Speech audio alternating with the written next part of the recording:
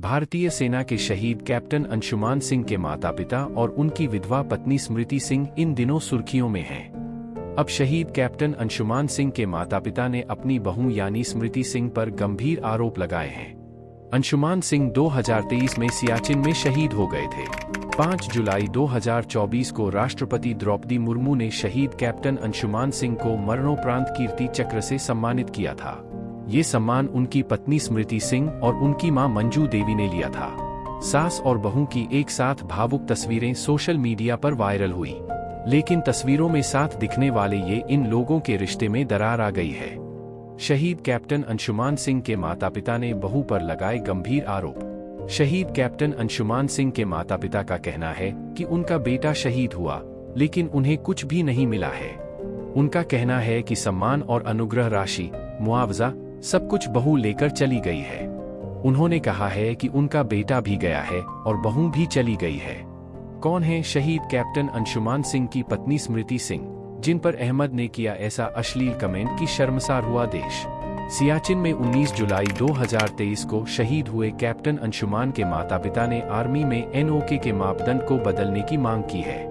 पिता रवि प्रताप सिंह ने कहा है कि उन्होंने कांग्रेस सांसद राहुल गांधी से भी इस मुद्दे पर चर्चा की है। राहुल गांधी ने भरोसा दिलाया है कि वह रक्षा मंत्री राजनाथ सिंह से इस मुद्दे पर बात करेंगे।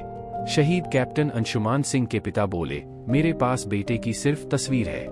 शहीद कैप्टन अंशुमान सिंह के पिता रवि प्रताप सिंह ने कहा, मैं माननीय रक्षा मंत्री राजनाथ सिंह को भी अवगत करा चुका हूं। ये एनओके का जो निर्धारित मापदंड है वो ठीक नहीं है, क्योंकि ये 5 महीने की जो शादी थी, कोई बच्चा नहीं है, माँ बाप के पास कुछ नहीं है। मेरे पास मेरे बेटे की तस्वीर के सिवा कुछ नहीं है।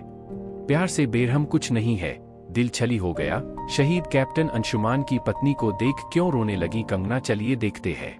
शहीद कैप्टन अंशुमान सिंह के पिता का दावा, बहू स्मृति सिंह तो घर छोड़कर भी चली गई। शहीद कैप्टन अंशुमान सिंह के पिता ने आगे कहा, मेरी बहू अंशुमान सिंह की विधवा पत्नी अपना एड्रेस भी चेंज करवा चुकी है, तो हमारे पास क्या है। तो ये मुद्दा सामने जरूर आया था कि इसमें चीजों में बदलाव आने की जरूरत है। जैसे 1999 की लड़ाई के बाद बदलाव हुआ था, इसमें भी बदलाव होना चाहिए। इसलिए इसमें एनओके की परिभाषा सही से होनी चाहिए। इसमें अच्छे से जानकारी देनी चाहिए कि परिवार और पत्नी के पास क्या क्या रहेगा। इसमें हर एंगल को देखा जाना चाहिए, वरना मेरे जैसे लोग भोगते रहेंगे। शहीद कैप्टन अंशुमान के पिता दर्द से कहराते हुए कहे, हमें तो बेटे का कीर्ति चक्र भी नहीं मिला। शहीद कैप्टन अंशुमान सिंह के पिता ने कहा, मेरी पत्नी मंजू देवी अंशुमान सिंह की मां कीर्ति चक्र लेते वक्त तो साथ थी, लेकिन वो कीर्ति चक्र भी हमारे परिवार में नहीं है। मेरे बेटे के बक्से के ऊपर भी हम उसे नहीं लगा सकते हैं। मैंने इस मुद्दे पर कांग्रेस सांसद राहुल गांधी से भी बात की थी। उन्होंने भरोसा दिलाया है कि वो इसे रक्षा मंत्री राजनाथ तक जरूर बात करूंगा। कैप्टन अंशुमान की मां बोली, हमारे साथ जो हुआ वो किसी के साथ नहीं होना चाहिए।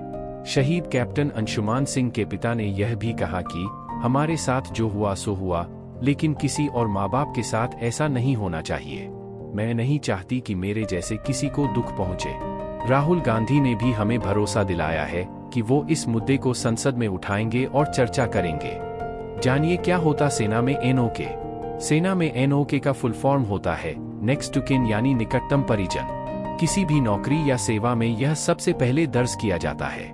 सरल शब्दों में कहें तो आपसे इसे नॉमिनी भी कह सकते हैं। इसे कानूनी उत्तराधिकारी भी कहा जाता है, यानी जो शख्स सेवा में है, अगर उसे कुछ होता है तो उसको मिलने वाली अनुग्रह राशि या सभी देय राशि एनओके को दी जाती है। जब भारतीय सेना में किसी भी जवान की भर्ती होती है तो एनओके में उसके माता पिता या अभिभावक का नाम होता है। जब उस जवान की शादी हो जाती है तो विवाह और यूनिट भाग 2 के आदेशों के तहत उस व्यक्ति के परिजनों में माता पिता की बजाय उसके जीवन साथी का नाम दर्ज किया जाता है। भारतीय सेना में शहीद को कितना मिलता है मुआवजा? असल में नियमित सैनिकों की मृत्यु को 5 श्रेणियों में A से E तक बांटा जाता है। इसमें श्रेणी ए नियमित सैनिकों के लिए होता है। श्रेणी B और C में रखी गई मौतें सैन्य सेवा के कारण होती है। इसमें ड्यूटी पर दुर्घटनाएं शामिल हैं। नियमित सैनिकों को 50 लाख का रुपए का बीमा मिलता है, वहीं अग्निवीर को 48 लाख रुपए का बीमा मिलता है। नियमित सैनिकों की अनुग्रह राशि मुआवजा 25 लाख से 35 लाख या 45 लाख रुपए तक हो सकती है। ये वो राशि है जो भारतीय सेना द्वारा दी जाती है। वहीं राज्य सरकार भी अपने राज्य के शहीद सैनिकों को अलग से मुआवजा देते हैं। ये राशि 1 करोड़ तक होती है।